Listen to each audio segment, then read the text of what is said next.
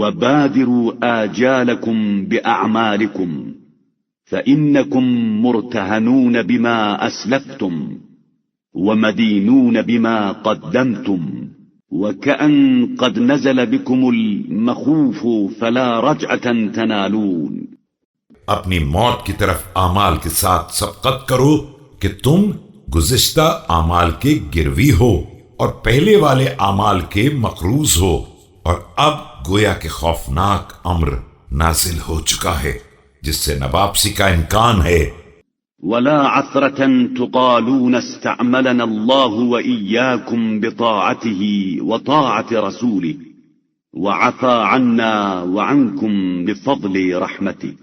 اور نہ گناہوں کی معافی مانگنے کی گنجائش ہے.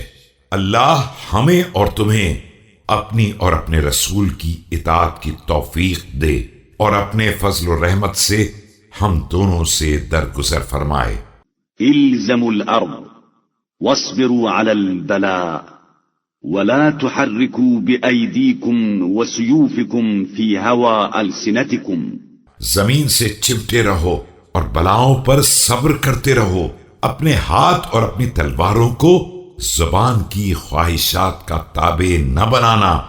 ولا تستعجلوا بما لم يعجله الله لكم فإنه من مات منكم على فراشه وهو على معرفة حق ربه وحق رسوله وأهل بيته مات شهيدا ووقع أجره على الله.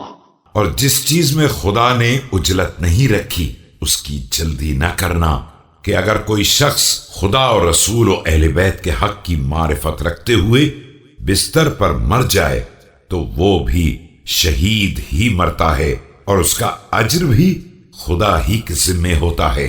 واستوجب ثواب ما نوى من صالح عمله وقامت النية مقام إصلاته لسيفه فإن لكل شيء مدة وأجلا.